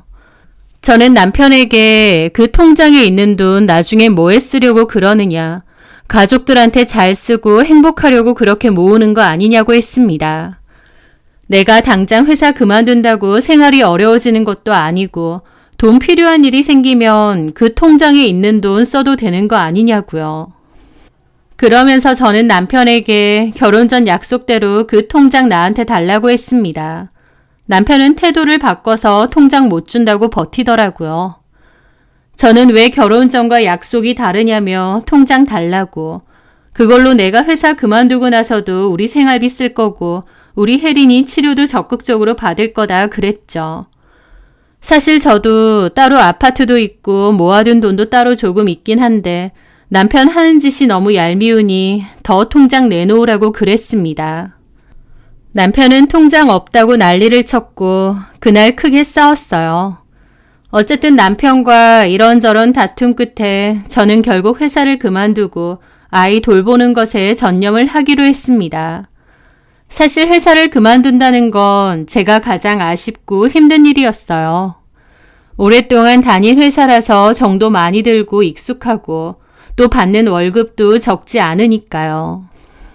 하지만 저한테는 아이가 너무 중요했고 발달이 느린 양상을 보일 때 집중적으로 치료를 해주는 것이 나중에 좋다고 하길래 그런 선택을 한 것이었습니다. 그렇게 저는 퇴직 후 아이를 돌보며 지내고 있었는데 그러다가 남편의 책상에서 그 통장을 우연히 발견하게 되었습니다. 그런데 분명 결혼 전만 해도 분명히 8천만 원 정도의 돈이 있었어요. 집 살 때 반반 보태고 남은 돈이 그 정도였거든요. 그런데 이제 와서 보니 5천만 원 정도만 남아있는 겁니다. 너무 황당해서 남편에게 물어보니 왜 남의 통장을 받느냐고 생 난리를 치는데 제가 일부러 본 게 아니라 서류 찾을 거 있어서 찾다가 본 거거든요. 남편이 숨겨둔 것도 아니고 그냥 컴퓨터 책상 서랍에 넣어둔 거고요. 그리고 내가 와이프인데 통장을 왜 받느냐고 이렇게 난리치는 이유가 있느냐며 돈이 왜 이것밖에 없느냐고 추궁을 했습니다. 여러 번의 실랑이 끝에 남편이 이실직고를 했는데 세상에 그 돈으로 주식 투자를 했다는 거예요. 저는 너무 충격을 받을 수밖에 없었죠. 왜냐면 저희 아버님이 주식 투자로 큰 돈을 날린 경험이 있기 때문에 남편은 주식이나 위험성이 있는 투자 자체를 싫어한다고 했습니다. 그런데 난데없이 그 많은 돈으로 주식 투자를 했다는 거예요. 저한테는 말 한마디도 없이 말이죠. 어떻게 된 거냐고 물으니 남편이 그러더군요. 회사 사람 중에 정대리 있잖아. 차를 엄청 고급차 타고 다니더라고. 대리 월급 뻔한데. 그래서 물어봤더니 회사는 그냥 취미 삼아 다니는 거고 주식으로 돈을 엄청 벌었더만. 한 푼 두 푼 모은 나보다 돈이 훨씬 많은 거야. 시드머니는 얼마 되지도 않은데 주식에 재능이 있는지 그걸로 엄청 불린 거지. 와, 그거 듣는데 내가 여태까지 뭘 했나 싶고 내가 너무 한심한 생각이 드는 거야. 죽어라 일하면 뭐해. 몇 년 일하지도 않았고 설렁설렁 회사 다니는 정대리가 나보다 훨씬 부잔데. 그래서 당신도 그 정대리 따라 투자를 했다고? 정대리가 좋은 거 하나 알려주더라고. 약간 멀리 보긴 해야 하는데 잘 안 알려주는 고급 정보라고. 다른 사람도 아니고 주식으로 그 많은 돈을 벌었다는 정대리 얘긴데 이건 안 들으면 바보 같은 짓이지. 그래서 고작 그 사람 말 듣고 몇 천을 주식에 투자했단 말이야? 나한테 상의 한마디 없이? 당신 미쳤어? 당신이 이러고도 아버님 원망할 수 있어? 제 말에 남편은 저를 노려보더라고요. 말 기분 나쁘게 하네. 우리 아빠는 제대로 투자를 한 게 아니었고 나는 믿을 만한 정보처가 있으니 투자를 한 거잖아. 그래서 벌었어? 아니, 좀 기다려야 된대, 정대리가. 이건 좀 천천히 터질 거라서 자기만 믿고 놔두라고 하더라고. 라는데 너무 어이가 없는 겁니다. 나 진짜 황당하네. 당신 내가 혜린이 낳았을 때 조리원비 몇백도 아까워서 그 난리 쳤어. 나 육아휴직 써서 월급 다 안 나오는 거 알면서도 생활비 적게 낸다고 툴툴거리고. 그렇게 돈 한 푼에 벌벌 떨던 사람이 몇 천만 원을 회사 동료 한마디에 주식 투자한다고? 이게 말이 돼? 당신은 돈을 쓴 거고 나는 벌려고 그런 거잖아. 그래서 벌었냐고. 기다려야 벌지. 이게 돈을 넣는다고 바로 돈이 벌리겠냐? 그럼 개나 소나 다 벌게? 라는데 너무 어이가 없었습니다.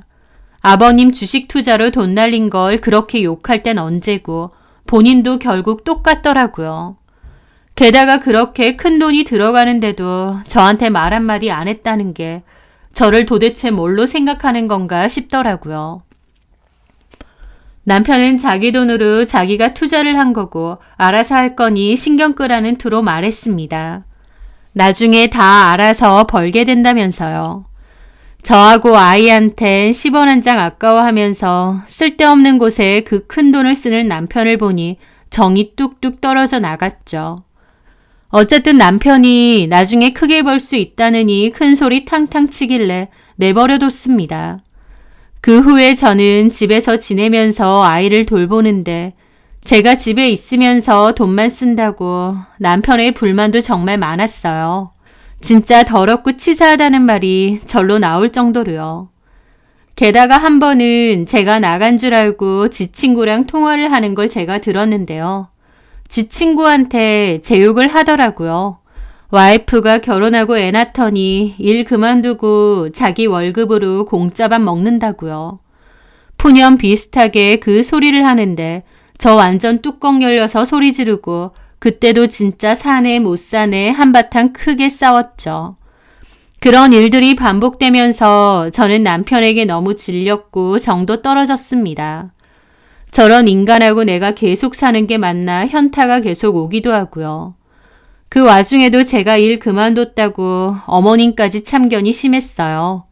그전에는 행여나 애 좀 봐달라고 할까봐 저희 집 근처에는 아예 안 오셨는데 제가 일 그만두고 나서는 저희 집에도 몹시 자주 오시고 살림 감섭도 많이 하시더라고요. 그러면서 자기 아들은 밖에 나가서 힘들게 돈 번다면서 안쓰럽다면서 그런 소리도 잘하셨습니다. 너는 혜린이가 딸이라서 다행인 줄 알아라. 뭐가요, 어머님? 여자들이야. 적당히 공부하다가 나중에 시집이나 잘 가면 그만 아니니.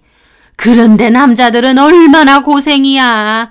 직장 다니면서 가족들 건사해야 되고 우리 종민이만 해도 얼마나 불쌍하고 안쓰러운지 모른다. 요즘에 엄마들도 다 나가서 돈 번다는데 너는 참 팔자도 좋다. 라는 겁니다. 제가 왜 회사를 그만뒀는지 모르시는 것도 아니면서 자꾸 저렇게 얘기를 하시는 거예요. 그런 일들까지 더해지면서 저도 스트레스를 많이 받았죠. 그러다가 저희 부모님이 오랜만에 저희 집에 오시게 되었습니다. 가게 일로 바쁘셔서 좀처럼 오시는 일이 없는데 저랑 아이 본다고 일부러 시간 내서 오신 거죠. 엄마 아빠는 제가 요즘 일도 안 하는데 저 용돈하고 아이 필요한 것도 좀 사주라고 100만 원을 봉투에 넣어서 주셨어요. 저는 괜찮다고 거절했음에도 제 주머니에 넣어주셨죠. 너무 감사하기도 하고 죄송하기도 하고 그렇더라고요.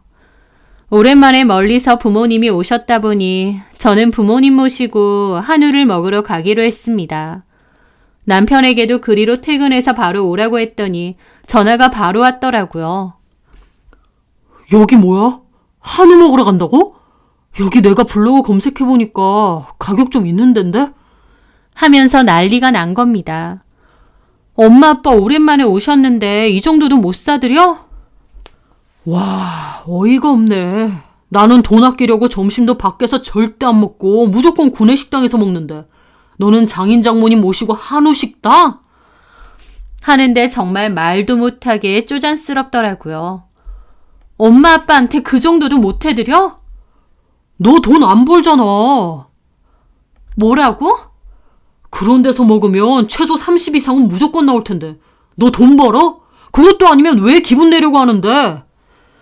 처가 부모님 한우 사드린다고 개거품 부는 남편이 바로 제 남편이었습니다. 돈 아까워서 벌벌 떠는데 진짜 이런 거랑 내가 결혼을 했나 그저 웃음밖에 안 나오더라고요. 저희 부모님 거의 오시는 일이 없고 또 저한테 용돈 주실 겸 아이 보실 겸 출산 후 처음으로 오신 겁니다.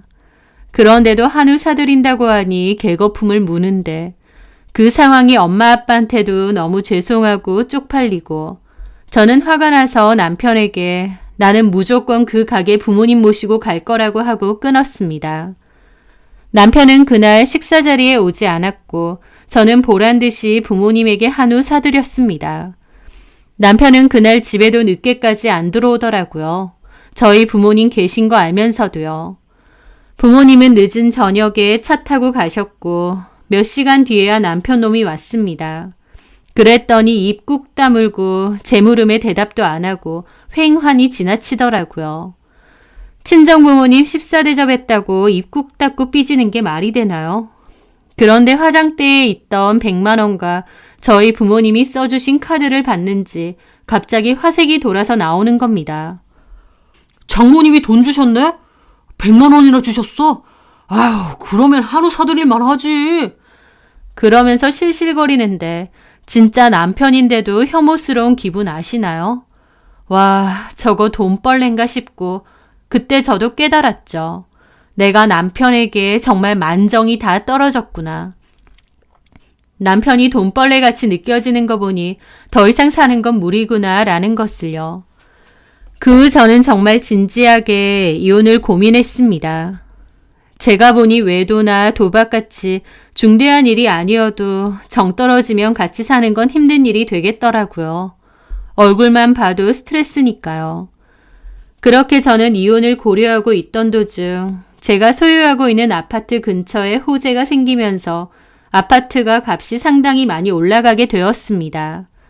남편은 그 소식을 가장 먼저 알게 되고 완전 쾌재를 부르더라고요.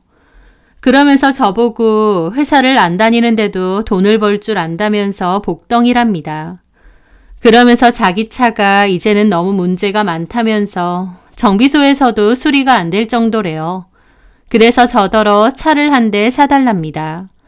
제 소유의 아파트 값이 엄청 올랐으니 그 정도는 일도 아니지 않냐면서요. 남편이 원하는 차는 국산 SUV이긴 한데 고급 라인이라 8천만 원 정도 합니다. 자기 통장에 있는 돈 보태고 나머지 저한테 내서 차를 사달래요. 그 꼬라지를 보면서 깨달았죠. 아, 남편은 허세 허영이 없는 인간이 아니었구나. 사실은 너무나도 허세 부리고 싶고 허영심도 넘치는 인간이었구나. 그런데 그냥 지 돈 아까워서 꽁꽁 싸매고 참고 있었는데 지 돈 아니고 와이프 돈이라고 생각하니 펑펑 쓰고 싶은 거구나 라는 것을요. 남편과 저는 결혼을 했고 부부가 되었고 경제 공동체가 되었잖아요.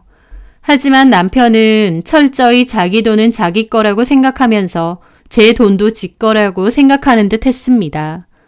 저는 제대로 대답도 안 했건만 남편은 제 아파트값 오른 것만 보고 갑자기 신나서 저보고 복덩이니 뭐니 하는데 제가 아이 때문에 회사 그만두니까 저한테 공짜밥 먹는다고 하고 저희 부모님 식사 대접했다고 개거품 물고 난리친 걸 똑똑히 기억하잖아요. 이제 와서 저를 복덩이니 뭐니 하면서 신나하는데 너무 징글맞아서 도저히 이 인간이랑 더 못 살겠구나 싶었습니다. 그렇게 저는 조용히 이혼을 결심했습니다. 하지만 사람 마음이라는 게 하루에도 12번씩 바뀐다고 아이가 어리다 보니 이혼에 대해서 조금은 주저하게 되더라고요. 그런 그 와중에 제 이혼 고민에 아주 쐐기를 박는 일이 있었어요. 바로 남편이 제 카드 훔쳐가서 어머님 가방을 산 겁니다. 어머님 가방은 무려 600만 원이 넘더라고요. 게다가 250짜리 신우 노트북도 사줬다는 걸 알게 되었죠. 시댁 식구들을 위해 무려 제 카드를 훔쳐가서 쓴 겁니다. 제가 미쳤느냐고 누구 맘대로 이런 걸 다 사느냐고 했더니 남편이 그러더군요. 아, 그 아파트값 올라서 당신이 이득 본 게 얼만데. 곧 전세 사는 사람 나가면 그 아파트 팔 생각도 있다고 했잖아. 그거 미리 좀 당겨 쓴다고 생각하면 되지. 그러니까 그걸 왜 당겨 써야 되는데? 아, 다른 데 쓴 것도 아니고 엄마 그 나이에 명품 가방 없어서 하나 사드렸다. 유진이도 취업 준비하는데 노트북 하나 필요하다고 해서 하나 사줬고. 그걸 내 카드로? 나한테 말도 없이 카드를 훔쳐가서? 무슨 말을 그렇게 해? 훔쳐가다니. 그럼 이게 훔친 거지 아니야? 참나, 당신 말 참 정 떨어지게 한다. 당신 아파트값 그만큼 올랐고 곧 팔 거고. 그러면 수익이 얼만데. 우리 엄마랑 유진이한테 그 정도도 못 해줘? 남도 아니고? 우리 부모님한테 한우 사줬다고 난리친 게 너야. 그건 잊었어? 아니 그거야. 내가 무슨 그거 돈 아까워서 그랬겠어? 그러면? 아버님 심혈관 질환도 있고 어르신들한테 소고기 그렇게 안 좋대. 특히 마블링 심한 한우는 더더욱. 하는데 이게 말인지 방군지도 모르겠더라고요. 여튼 어차피 아파트 팔면 양가 부모님한테 선물 조금씩 드릴 거 아니야. 그거 미리 했다고 생각해. 엄마가 엄청 좋아하시더라. 며느리로서 효도했다고 생각해. 라더군요. 저는 그때 뭔가가 떠올랐습니다. 효도, 오냐, 효도 어디 실컷 해봐라. 저는 더 이상 암소리 안 하고 자리를 피했어요. 남편은 그 후로도 제 카드로 기분 엄청 내고 다니더라고요. 짠돌이라서 주변에 얻어먹고 다니기 바빴는데 갑자기 한턱을 쏜다던가, 옷도 잘 안 사면서 자기 옷을 백화점에서 쫙 빼입는다던가, 한마디로 제 돈으로 자기 혼자 기분 내고 다니는 거죠. 저는 그렇게 생각했습니다. 그래, 실컷 써라 라고요. 그렇게 신나게 써제낀 돈이 1,000만 원 정도가 됐을 무렵 저는 남편에게 이혼 통보를 했습니다. 남편은 이혼 통보를 생각지도 못했다는 듯 펄쩍 뛰더라고요. 자기가 왜 이혼을 하느냐고요. 그래서 제가 그랬죠. 네가 왜 이혼을 당해야 되냐고. 진짜 몰라? 모르면 내가 친절하게 알려줄게. 네 새끼 낳아줬는데 마누라 몸 회복하는 산후조리원비 아깝다고 한 거. 육아 휴직 기간 동안 아득바득 생활비 내라고 하고 눈치 준 거. 혜린이 때문에 일 그만두는데도 내가 공짜밥을 먹니 뭐니 했던 거. 나한테 일절 한마디 상의도 없이 그 큰 돈을 주식에 넣은 거. 내 아파트값 올랐다는 소식 듣자마자 마치 지 돈인 양 내 카드 훔쳐가서 너네 엄마랑 너네 동생한테 그 비싼 돈 쓰고 흥청망청한 거. 지금 생각나는 것만 해도 이 정도인데 어때?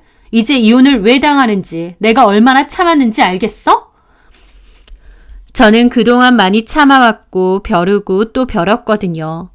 이혼이라는 중대사에 조금의 후회도 남기기 싫었기 때문에 그 모든 걸 참고 쌓아두고 있었죠.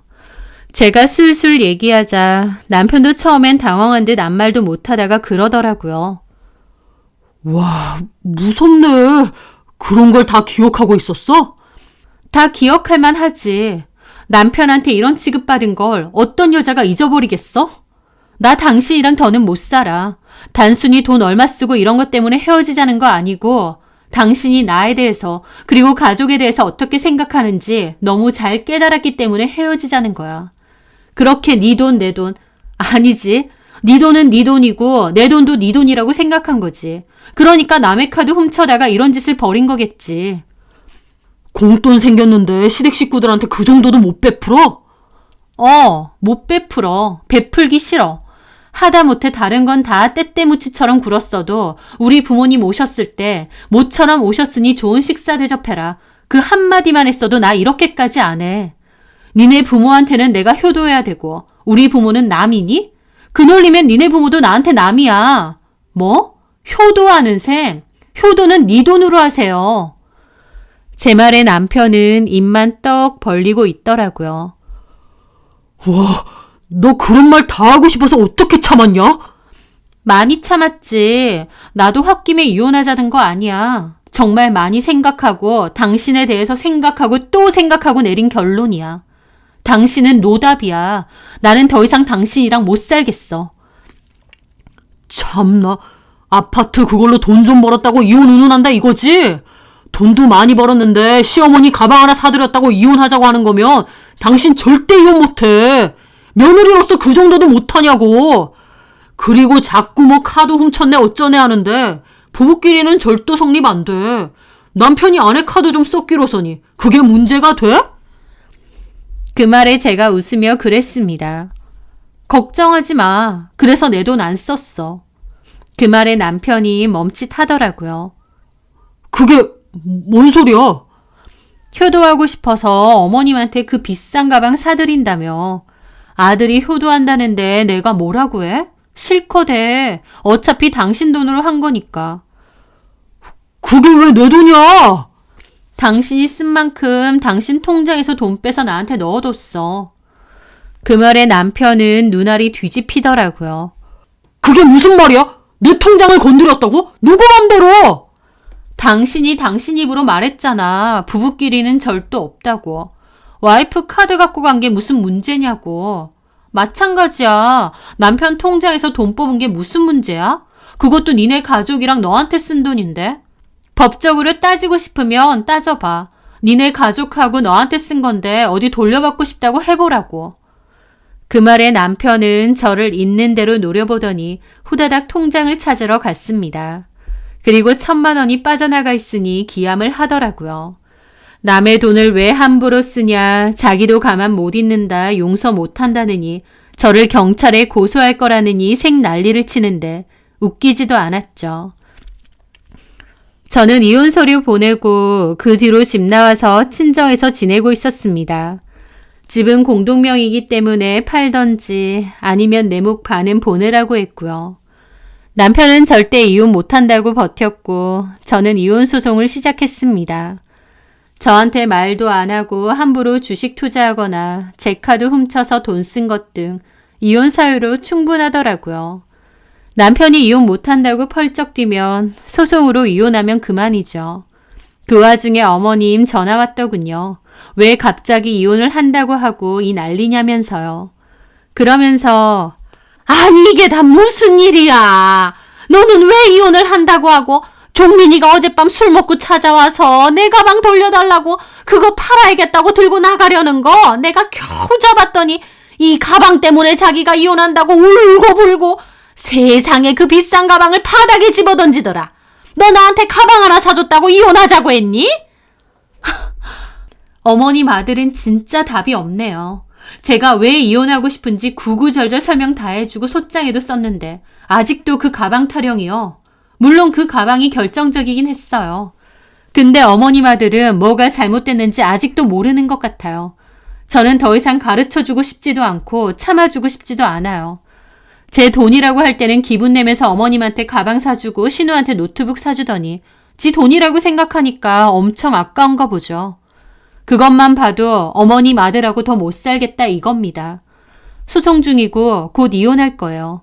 그리고 이제 더 이상 아무 사이 아니니까 이런 식으로 연락하지 않으셨음 합니다. 저는 그렇게 속사포처럼 말하고 전화 끊었습니다. 남편 놈은 고작 그 가방 문제 하나로 제가 이혼 결심을 했다고 생각한다는데 진짜 다시 한번 이혼 결심하길 잘했구나 싶더라고요. 이런저런 다툼 끝에 결국 겨우 이혼 성립하게 되었고 적은 금액이지만 위자료 조금 받아내고 마무리 지었습니다. 저는 재산분할 받은 돈으로 작은 평수의 아파트 하나를 전세로 들어가서 아이랑 살고 있고요. 제가 갖고 있던 아파트는 전세기간 만료가 되면서 좋은 값으로 정리를 했습니다. 그 돈은 제 생활비 겸 아이 키우는 데 써야 되기 때문에 잘 저금해뒀고요. 아이도 센터 열심히 다니면서 많이 좋아져서 저도 다시 재취업 준비 중에 있습니다. 그리고요. 건너들으니 남편 놈이 그때 샀던 주식이요. 그 회사 완전 망했고 그 주식도 완전 휴지 조각 됐다더군요. 게다가 그 주식사라고 알려준 정대리는 회사 그만뒀다고 하고요. 남편은 도대체 뭘 믿고 이름도 없는 그 주식을 그렇게 산진 모르겠지만 어쨌든 한 푼, 두 푼 쪼잔뱅이 짓 하며 모은 그 돈 한 방에 다 날린 셈이죠. 제가 인생을 살아봐도 그렇더라고요. 쪼잔뱅이 짓 하면서 다른 사람들한테 눈총 받아가면서 그렇게 돈 모아도 결국 엉뚱한 곳에서 큰 돈 날리는 사람들 많이 봤거든요. 제 전남편도 딱 그렇죠.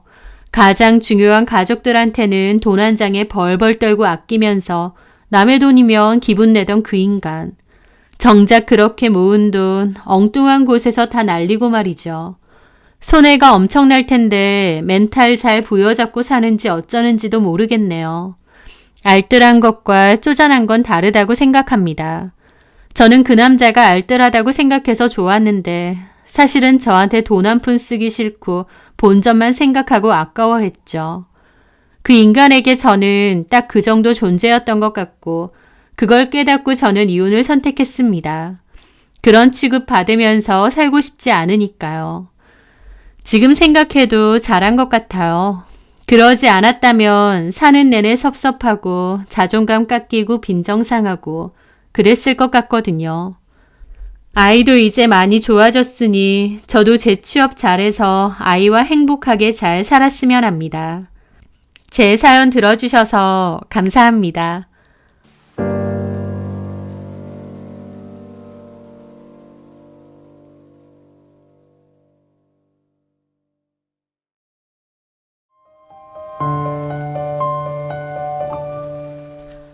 안녕하세요. 저는 얼마 전 시어머니와 한바탕 했던 돌도 안 된 아이를 키우고 있는 아기 엄마입니다. 제가 인생을 오래 산 건 아니지만 그간 주변에서 보고 듣고 또 느낀 바로는 뭐든지 마냥 참는 것이 능사는 아니라는 것입니다. 한번 무례한 사람은 자기가 잘못된 것도 모르고 끝까지 무례한 경우가 많고 여러 사람에게 아무렇지 않게 상처 주는 경우도 많더라고요.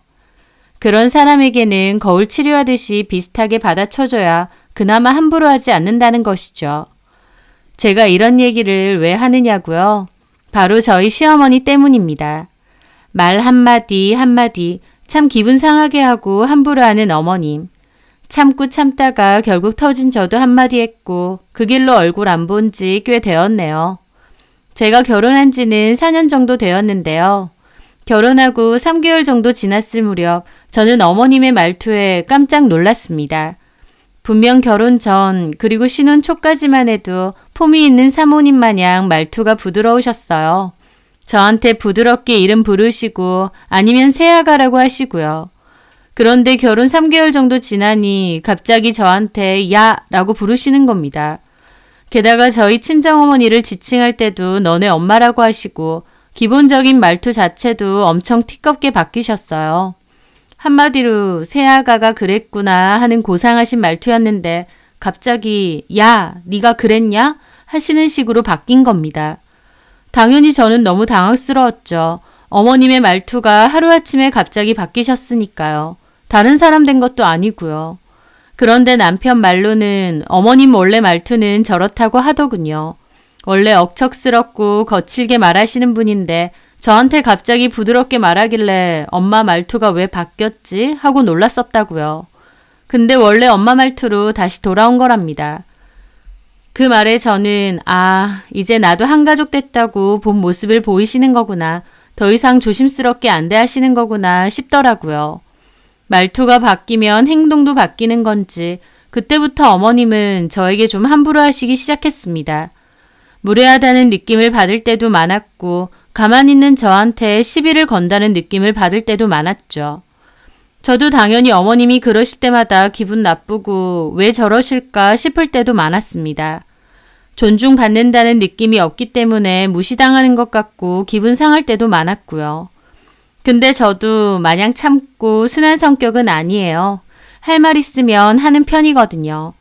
그렇다 보니 어머님이 대놓고 저희 친정엄마 얘기를 하면서 너네 엄마가 어쩌고 하시거나 저한테 야라고 부르시면 대놓고 기분 나쁜 티를 냈습니다. 제가 정색하면서 기분 나쁜 티를 내니까 그나마 그런 단어는 안 쓰실 때도 있지만 여전히 티껍게 말하시는 건 그대로였죠. 하여튼 그런 상황이어서 저도 그다지 어머님을 좋아하지 않았습니다. 남편하고는 사이가 좋고 신우하고도 사이가 좋아요. 아버님은 말수가 없으시고 조용하신 편이라 딱히 얘기도 많이 하지 않고 스트레스 받을 만한 일도 전혀 없었고요. 하지만 시댁에 가면 어머님의 말투 때문에 기분이 상할 때가 종종 있는 겁니다. 어쨌든 결혼 생활을 이어가던 도중 아이가 생겼고 출산을 했습니다. 조리원 갔다 와서 한 달 정도 친정 가서 몸조리하고 집으로 왔어요. 처음 해본 육아라서 정신이 없고 바빴지만 그래도 첫 아이라서 정성을 다해 키우겠다는 마음이 가득했죠. 기저귀도 천기저귀랑 일반 기저귀 번갈아 쓰고 모유 수유도 열심히 하고요. 그러다가 제 생일이 다가왔습니다. 어머님이 제 생일이라고 다 같이 밥 먹자고 하셨는데 아기가 어리다 보니 집에서 밥 먹자고 어머님이 준비하신다고 하더라고요. 며느리 생일상까지 차려주신다니 저도 감사했죠. 그렇게 아이 물건 챙겨서 당일날 남편과 시댁에 갔는데 막상 생일상을 보니 감사하던 마음도 싹 가시더군요. 제가 모유 수유를 하긴 하지만 그렇다고 음식을 크게 가리지는 않습니다. 다만 너무 매운 음식은 먹지 않아요. 그리고 알레르기 때문에 갑각류는 원래 안 먹고요. 그런데 막상 생일상을 보니 밥이랑 미역국 그리고 신우가 사왔다는 매운 갈비찜이 있었고요. 어머님이 차려놓으신 건 게장과 딱새우, 꽃게탕, 무생채 요렇게 있더군요. 어머님도 제가 갑각류 알레르기가 있다는 건 잘 알고 계셨는데 온통 갑각류 음식밖에 없었던 겁니다. 그걸 보는데 이게 내 생일상이 맞나 순간 당황스럽기도 했습니다. 하지만 어머님이 그래도 며느리 생일이라고 차려주신 거니 감사하다고 말씀드렸죠. 정작 남편이 생일상 보고 본인이 더 당황해서 어머님께 민영이 갑각류 알레르기 있잖아요 그랬는데 어머님은 못 들으신 건지 못 들은 척 하시는 건지 신선해 보여서 시장 가서 사왔다고 얼른 먹으라 하시더군요. 막상 앉아보니 상 위에는 제가 먹을 수 있는 게 없어서 미역국에 밥 말아서 무생채랑 조금 먹었습니다. 제가 미역국만 먹고 있으니 어머님이 이거 먹으라고 갈비찜을 밀어주시는 거예요. 신우가 사온 갈비찜을 조금 먹어봤는데 너무 매워서 그 뒤론 손도 안 댔습니다. 모유수유 중이라서 매운 음식 안 먹는다고도 말씀드렸기도 하고 그냥 먹기에도 너무 매워서 안 되겠더라고요. 미역국도 어찌나 밍밍하고 맛도 없는지 대충 밥 말아서 후루룩 먹어버리고 우는 아이 달래고 있었습니다. 신우는 아이스크림 케이크 사왔다고 와서 같이 먹자고 하더라고요.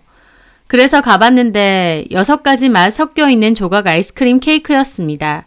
그중 2개가 민트 초코 맛인데 제가 제일 좋아하는 맛이거든요. 신우가 제 취향을 알고 일부러 사온 거였죠. 생일 초불고 접시에 민트 초코 아이스크림부터 덜어서 맛있게 먹고 있었습니다. 밥을 시원찮게 먹어서 그런지 아이스크림이 더 달고 맛있게 느껴지더라고요. 그런데 어머님이 그런 저를 빤히 보고 계신 겁니다. 그러면서 그거 이상한 맛 나는 거 아니냐? 그러시는 거예요. 민트 초코라는 게 호불호가 좀 있는 맛이긴 한데 저는 좋아한다고 웃었어요. 그러자 어머님은 본인 포크로 제 아이스크림을 조금 먹어보더니 막 오만상을 찌푸리시고 입까지 휴지로 닦으시더군요. 아우 이게 뭔 맛이야? 너는 이게 맛있냐? 참 특이한 것도 좋아한다. 이거 딱 치약 먹는 맛이네. 하시는 겁니다. 민트초코 안 좋아하는 사람은 저렇게 생각할 수도 있다 보니 저도 그냥 웃으면서 맞아요. 안 좋아하시는 분들은 그렇게 생각하시더라고요. 그랬죠. 그런데 어머님은 계속 인상을 쓰시면서 참 입맛도 희한하다. 나는 한 입 먹어도 역하고 입맛 다 베린 것 같은데 너는 좋아해도 어째 그딴 걸 좋아하냐? 하면서 또 시비를 거시는 겁니다. 신우가 옆에서 새언니가 좋아해서 일부러 사온 건데 왜 그러냐고 말렸는데도 어머님은 이름도 이상하고 맛은 더 이상하다고 저런 치약 맛이 좋다고 먹는 게 참 이해가 안 된다며 그럴 거면 그냥 치약을 먹으라고 자꾸 그러시는 겁니다. 어머님의 막말에 저는 기분도 상하고 케이크도 더 먹기 싫어져서 그냥 소파로 돌아와서 아이 모유수유 했습니다. 그런데 어머님이 저를 보고 계속 비아냥거리면서 아유 우리 진영이는 엄마 잘못 만나서 강제로 맛대가리 없는 젖 먹겠네. 치약 맛 나는 젖 먹겠어. 아이고 불쌍해라. 그러시는 겁니다. 저 그 순간 어머님이 왜 저러시나 어이없고 화까지 나더라고요. 제가 민트맛 좋아하는 건 그냥 개인 취향일 뿐인데 왜 저렇게까지 비꼬시는지 이해도 안 됐고요. 남편하고 신우가 엄마 왜 그러냐고 그만 좀 하라고 말렸는데 어머님은 괜히 제가 먹고 남긴 아이스크림을 틱틱거리면서 좋아한다면서 너는 다 먹지도 않냐? 아깝게 버려? 그러시는 겁니다. 누구 때문에 입맛 떨어져서 안 먹는 건데 제 생일날 꼭 저렇게까지 하셔야 되나 기분이 너무 상하더라고요. 그래서 저는 아무 말 안 하고 애 모유수유 한 다음 남편에게 가서 그만 집에 가자고 했습니다. 남편도 제 눈치 보면서 일어났는데 그거 보고 어머님은 아이고 무서워서 뭐 말을 못한다. 너는 장난도 구분 못하냐? 며느리 무서워서 아무 소리 못하겠어. 기껏 생일상 차려주면 뭐해. 지 기분 좀 상하니까 간다고 저러네. 그러시는 겁니다. 신우는 엄마 새언니한테 왜 그러냐고 말리고 저는 아무런 대꾸하지 않고 인사드리고 그냥 나왔어요. 그리고 가는 길에 남편에게 따졌죠. 당신 어머니 왜 저러시는 거냐고. 나한테 왜 자꾸 시비 거시고 말투도 함부로 하시냐고. 나 진짜 듣기 싫고 기분 너무 상한다고요. 남편은 미안하다고 대신 사과하는데 남편한테 이런 소리 해봤자 뭐하나 싶어서 그냥 됐다고 했습니다. 그렇게 한동안은 시댁 식구들과 연락 없이 지냈어요. 안 보고 사니 세상 속 편하고 좋더라고요. 그런데 하루는 어머님에게 전화가 온 겁니다. 열무김치 담궜다고 가져가라고요. 그래서 제가 친정엄마가 주신 거 아직 많이 있으니 괜찮다고 아가씨 주셔라 그랬습니다. 그랬더니 어머님이 너 주려고 한 거 아니고 내 아들 먹이려고 한 거니 잔말 말고 가져가랍니다. 그 말투에 또 스트레스 올라오고 진영 아빠 퇴근할 때 가지고 오라 하겠다고 나는 지금 애 때문에 어디 못 나간다 말씀드렸어요. 그랬더니 됐다면서 자기가 갈 테니까 문이나 열어 하시면서 끊으시더라고요. 굳이 왜 오신다는 건지 싶어서 한숨이 절로 났죠. 그렇게 1시간 정도 지났을 무렵 아이 재우고 있는데 초인종 소리가 들리더라고요. 그 소리에 자다 깬 아이가 갑자기 엉엉 울어서 달래면서 현관문 열었습니다. 그랬더니 어머님이 손에 들고 있는 종이 가방을 저한테 주시면서 이것부터 받으라 하시는 거예요. 저 지금 진영이 안고 있어서 손이 없으니까 그냥 여기 놔두세요. 제가 진영이 재우고 안으로 들고 들어갈게요. 그랬더니 어머님이 저를 확 째려보시더군요. 너 내가 택배기사로 보이냐? 그리고 어디 먹는 음식을 현관에 두라 그래? 그러시는 겁니다. 제가 아이 안고 있는 거 보이시면 어머님이 들어와서 놔두셔도 되는 거 아닌가요? 그래서 제가 지금 손이 없는데 어떻게 받느냐고 잠깐 놔두시면 애 눕혀놓고 냉장고 넣는다 그랬죠. 그랬더니 어머님이 약간 욕하시듯이 입술을 실룩거리더니 거의 집어 던지듯이 바닥에 내려두시는 겁니다. 그리고 신발을 팍팍 벗어서는 안으로 들어오시더군요. 그 모습에 저는 한숨이 절로 나고 커피라도 드릴까요? 했더니 됐다고 하시더군요. 저는 일단 방에 들어가서 애 좀 달래고 침대에 눕힌 후 나왔습니다. 그런데 나와보니 어머님이 저희 집 냉장고를 보고 계시더군요. 그러면서 내가 준 반찬 어디 있냐 하시는 겁니다. 그래서 제가 다 먹었다고 주신 지 꽤 되지 않았느냐 그랬죠. 그랬더니 어머님이 그럼 이 반찬들은 누가 한 거냐 하시는 겁니다. 그래서 엄마가 주신 거라고 했죠. 어머님은 혹시 진영 아빠 올 때까지 있으실 거냐 물어봤는데 제 말에는 대답도 않으시고 점심 먹었냐고 당신은 안 먹었다고 하시더라고요. 그래서 저는 아까 먹었다고 아직까지 안 드셨냐 하면서 아버님 점심 차려드리러 안 가보셔도 되느냐 여쭤봤죠. 아버님이 집 근처에서 근무를 하시는데 점심때는 집에 와서 식사를 하고 가시거든요. 어머님은 회사서 먹는다 했다 하시면서 다시 저한테 뭐 먹었느냐 나는 배고프니 밥 좀 차리라고 하시는 겁니다. 저는 엄마가 주신 닭갈비가 좀 있어서 그거에 밥 먹었다. 그거 좀 드릴까요 했더니 그거 매운 거 아니냐? 그러시는 거예요. 그래서 아니라고 안 맵게 해주셨다고 말씀드렸죠. 그런데 어머님이 또 닭갈비가 안 매울 리가 있냐? 아휴 진영이 쟤는 엄마가 맨날 얄궂은 것만 먹어대서 애가 제대로 클 수나 있을까 모르겠다. 너처럼 그 갑각류 알러진가 뭔가 그런 얄궂은 병 걸리거나 장애 생길까 무서워. 그러시는 겁니다. 그 말 듣는데 저도 진짜 스팀 올라오더라고요. 분명히 안 매웠다고 말씀드렸고 친정엄마가 해주신 거라고 했는데 얄궂은 음식 어쩌고 하시는 것도 너무 기분 나쁘고 애한테도 저게 하실 말씀인가요? 그리고 매운 음식으로 치면 제 생일 때 당당하게 그 매운 갈비찜 먹으라고 주시지 않았나요? 그 갈비찜이야말로 화학적 캡사이신 잔뜩 들어가서 엄청 매운맛이었는데요. 저 듣자 하니 너무 화가 나서 진짜 못 참겠더라고요. 그래서 제가 그랬습니다. 그럼 어머님은 진영아빠 임신하셨을 때 뭐 드셨는데요? 그랬더니 어머님이 엄청 당당하게 그러시는 거예요. 나는 우리 진영이 모유수유 때문에 1년 동안 매일 미역국만 먹었어. 나는 뭐 다른 음식 먹을 줄 몰라서 안 먹었겠냐? 미역국이 몸에 좋고 애한테도 좋으니까 그렇게 한 거다. 하시는 거예요. 그 말에 제가 그랬죠. 어머 세상에 1년 동안 미역국만요? 미역국도 그렇게 오래 먹으면 안 좋아요. 어머님 모르셨어요? 갑상선에 특히 안 좋고요. 어쩐지 우리 그이가 병원 갈 때마다 갑상선이 안 좋다고 자꾸 그러던데 어머님이 1년 동안 미역국 먹으셔서 그런 거구나. 좀 골고루 드시지 그러셨어요. 진영 아빠도 갑상선 때문에 고생 많이 하는데. 제 말에 갑자기 어머님 눈알 튀어나올 듯이 부릅뜨고 너 지금 뭐라고 했느냐 그러시더군요. 저 한 글자도 틀리지 않게 똑같이 다시 말씀드렸습니다. 솔직히 저도 남편 아픈 거 가지고 그렇게 말하고 싶진 않은데요. 어머님이 저 모욕하시고 애한테 장애가 어쩌고 하시는 거 듣고 저도 저렇게 확 지르듯이 말했습니다. 어머님은 저보고 미쳤느냐고 어떤 며느리가 시어머니한테 그딴 소리를 하느냐고 고함을 치시대요.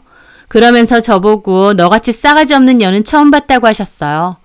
자기가 잘 대해주니까 시어머니가 만만해 보이냐고 아주 못돼 처먹었다고 난리를 치시는데 저 만만하게 보고 막말 일삼으신 건 어머님이 먼저 아니신가요? 어머님은 혼자서 흥분하시다가 앞으로 내 얼굴 볼 생각 말라고 소리 지르고 확 나가셨어요. 저도 기분 너무 상하고 짜증나고 어머님이 소리 지르신 바람에 아이도 다시 깨서 울어대고 있고 일단 아이 달래면서 저도 마음을 좀 가라앉혔죠. 잠시 후 어머님이 전화하신 건지 남편한테서 전화가 왔고 무슨 일인지 퇴근하고 얘기하자고 했어요. 그리고 남편이 집에 와서 무슨 일이냐 그래서 저는 그날 있었던 일을 가감없이 다 얘기했습니다. 그랬더니 남편도 놀라면서 저한테 사과하더라고요. 미안하다고. 우리 엄마지만 가끔 왜 저러시는지 모르겠다 하면서 참고 있지 말고 저더러 똑같이 소리 지르고 화내지 그랬냐 하더군요. 남편이 그렇게 말하는데 저도 여태까지 참아왔던 속상한 마음이 확 터지는 기분이 들었어요. 그래서 어머님이 우리 엄마더러 너네 엄마라고 하시는 거, 함부로 말하시는 거, 생일 때 기분 상했던 거, 그동안 어머님께 서운했던 거, 속상했던 거 전부 얘기했습니다. 남편도 제가 막 속 터져하면서 하소연하니까 자세하게까지 말 안 해서 그렇게 담아두고 있는지는 몰랐다고 미안하다고 하더군요. 그리고 어머님하고 부딪히는 게 그 정도로 스트레스고 싫으면 앞으로 안 봐도 된다고 시댁 갈 일 있으면 남편 혼자 가겠다네요. 그리고 저희 집에도 어머님 못 오시게끔 남편이 말한대요. 남편은 아무리 자기 엄마라도 그런 언행은 지나치신 게 맞다고 저에게 사과하실 거 아니면 안 가도 된다고 그러더라고요. 남편은 확실하게 제 편에 서서 공감해주고 해결책도 얘기해주니 고맙기도 했지만 한편으론 이렇게 해도 되나 마음이 불편해서 그날 밤 잠을 설쳤어요. 아무리 그래도 남편 갑상선 문제까지 얘기한 건 나도 심했나 싶기도 하지만 또 한편으론 어머님이 먼저 저희 친정엄마가 해주신 음식더러 얄궂은 음식이네 뭐네 하시면서 장애까지 언급하시기도 했잖아요. 그렇게 생각하면 나도 이렇게 되받아친 거 잘했다 싶기도 하고 싱숭생숭한 기분으로 그렇게 밤잠을 설쳤는데요. 그 뒤로 남편이 분명하게 시부모님께 의사를 전달했고 저는 정말 시댁 모임에는 안 가도 되게 되었습니다. 당연히 어머님도 난리치시고 그렇게 시부모 알기를 개똥으로 알 거면 이혼하라는 소리까지 하셨다는데 남편이 내 가정인데 엄마 기분 상했다고 이혼하라 하는 거냐고 도리어 화냈다고 하더군요. 그 뒤로 딱히 연락도 안 드리고 가끔 남편이 아이 데리고 시댁 방문합니다. 초반에는 이래도 되나 불안한 기분도 있었지만 시간이 지나면서 몸도 편하고 마음도 편하더라고요. 어머님은 당신 얼굴 볼 생각 말라고 하신 게 크나큰 벌처럼 생각하신 것 같은데 톡 까놓고 제 입장에선 오히려 쌍수 들고 환영할 일 아닌가요? 어머님하고 저하고는 도저히 맞지 않는 사람인 것 같은데 시어머니와 며느리로 얽혔다는 이유로 꾸역꾸역 보고 살 필요는 없는 것 같기도 합니다. 특히나 제가 일방적으로 당하는 상황이기도 하고요. 저는 앞으로도 어머님 뵈러 갈 생각 굳이 없고 지금 이대로 유지하고 싶은 마음이 더 큽니다. 참아봤자 제 속만 들끓고 정말 아니다 싶을 땐 똑같이 되갚아주는 것도 하나의 방법이 아닌가 싶기도 하네요. 제 사연 들어주셔서 감사합니다.